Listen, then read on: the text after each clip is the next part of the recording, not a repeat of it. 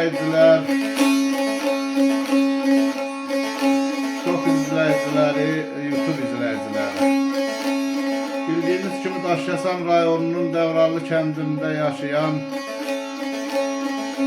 Nurəddin əminin sözlərindən bir neçə gözəl sözləri var ki, onlardan oxumuşuq və ondan bir baş divanisini qulluğumuza çatdırmaq istəyirəm.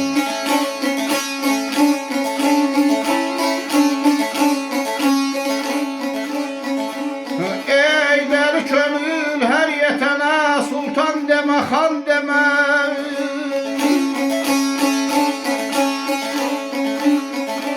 Kəm fürsətdən olmaz saxa, Təxti Süleyman demə.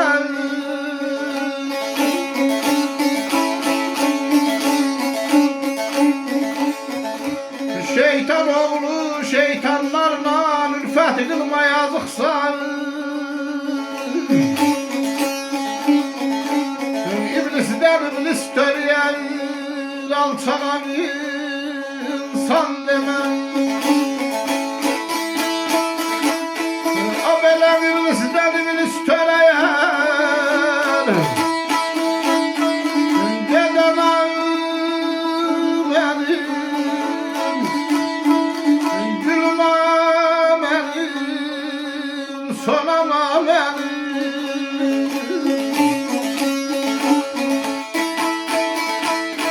Alçağan insan demə, alçağan insan demə.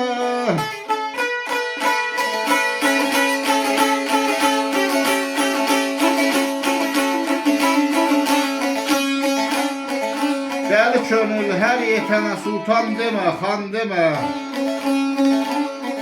Kəm fürsətdə olmaz saxa, Təxti Süleyman demə. Şeytan oğlu şeytanlarla ülfət qılma yazıqsan. İblisdən iblis törəyər, alçağa insan demə.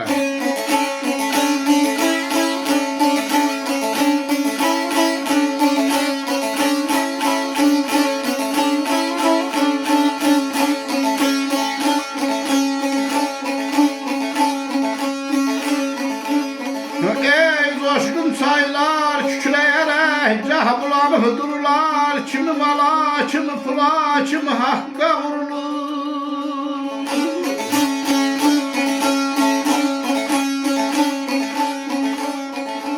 İlk insan yaranıb o da gildən yoğrulur. Elə bu dünya mehmanxanadır, saxlayaram can demən. O belə bu dünya mehmanxanadır, gedənəm mənim, gülmə mənim, sonama mənim.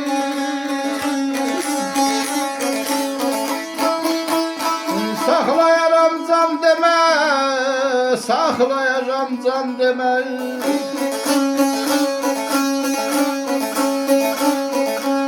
Coşkun çaylar kükrəyərək gah bulanıb durulub. Kimi mala, kimi pula, kimi haqqa vurulub.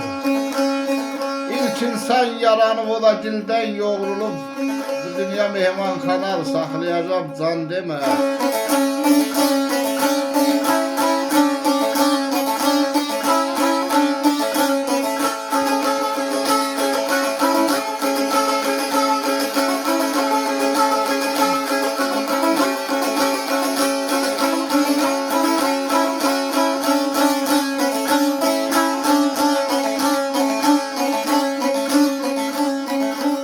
Ey bu həyatın hər var, ay Nurəddin dərk elər. Haq yolundan çıxma qıraq, getmə fitnəyə felən.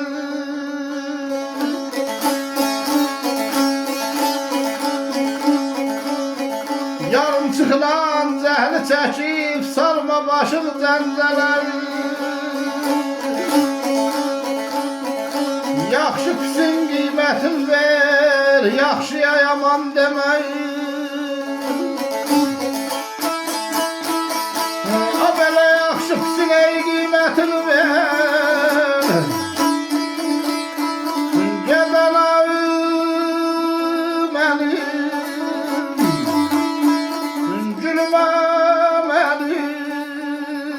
sonama məni. Yaxşıya yaman demə, yaxşıya yaman demə. Bu həyatın hərzi var ay Nurəddin, dərk elə. Haq yolundan çıxma qıraq, getmə fitnəyə filə. Yarımçıqla cəhli çəkib salma başın cəncələ. Yaxşı pisin qiymətin ver, yaxşıya yaman demə.